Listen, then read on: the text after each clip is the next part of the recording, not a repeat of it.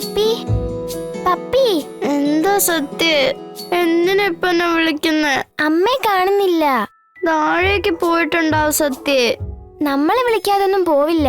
Puppy എഴുന്നേറ്റ്, നമുക്കൊന്ന് പോയി നോക്കാം. വാ, എണീക്ക് പപ്പി, എണീക്ക്.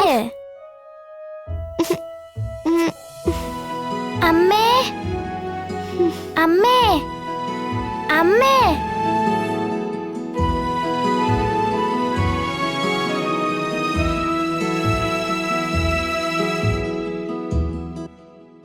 പൊന്നിയാൻറ്റി. ആ, ഇതെന്താ ഇന്ന് രണ്ടുപേരും നേരത്തെ എണീറ്റോ? പൊന്നിയാൻറ്റി, ഞങ്ങളുടെ അമ്മ എവിടെ? മുകളിലില്ലേ? താഴേക്ക് വന്നില്ലല്ലോ. അവിടെ ഇല്ല. പിന്നെ എവിടെ പോയി? ഇനി സത്യാമ്മയോട് പറഞ്ഞിട്ട് എവിടേക്കെങ്കിലും പോയതാണോ? നിങ്ങൾ ഉമ്മറത്ത് പോയെന്ന് നോക്ക്. വാ സത്യ.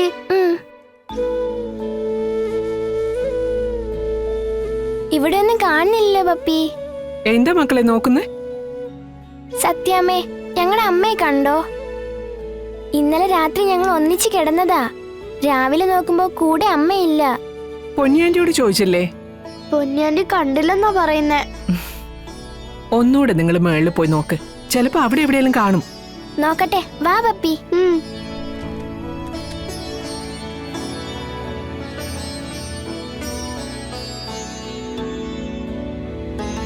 സത്യാമ്മേ, ശാലിനി കുഞ്ഞിനെ എവിടെയെങ്കിലും കാണുന്നില്ല. ശാലിനി പറയാതെ ഇതെവിടെ പോയി? ഇന്നലെ രാത്രി തന്നെ ഇവിടുന്ന് പോയെന്നാ തോന്നുന്നത്. നമ്മളോട് പറയാതെയോ? നീ എന്തായാലും ഒന്നുകൂടെ ഒന്ന് പോയി നോക്കി.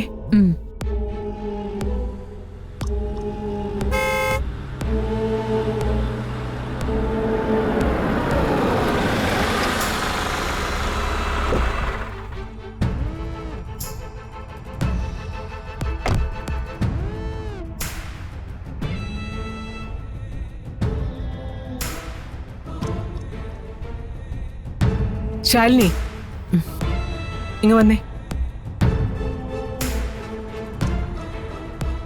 നീ ഇന്നലെ രാത്രി ഇത് എവിടെയായിരുന്നു? ഒരത്യാവശ്യം ഉണ്ടായിരുന്നു. പാതി രാത്രിയിൽ അത്യാവശ്യം ഉണ്ടെന്നും പറഞ്ഞു പോകുന്നത് ഇപ്പൊ പതിവാക്കിയിട്ടുണ്ട്. ഈ പോയ സ്ഥലത്തിന് എന്താ പേരില്ലേ? സത്യാമ്മ, ഇന്നലെ രാത്രിയില് ശിവന് സുഖമില്ലാണ്ടായി. അതിന് നീയാണോ പോണ്ടത്? അവിടെ ശിവന്റെ കാര്യം നോക്കാൻ ആരുമില്ലേ? അല്ല, അയൽപക്കം പോലും ഇല്ലാത്ത സ്ഥലത്താണോ ശിവൻ താമസിക്കുന്നേ? അല്ലെങ്കിൽ തന്നെ നിനക്ക് അതിന്റെ കാര്യം എന്താ?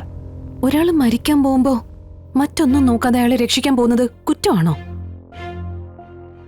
ശിവൻ അന്യനൊന്നും അല്ലല്ലോ, ഇവിടുത്തെ ഡ്രൈവർ അല്ലേ? അവനെ ഇവിടുത്തെ ഡ്രൈവർ മാത്ര.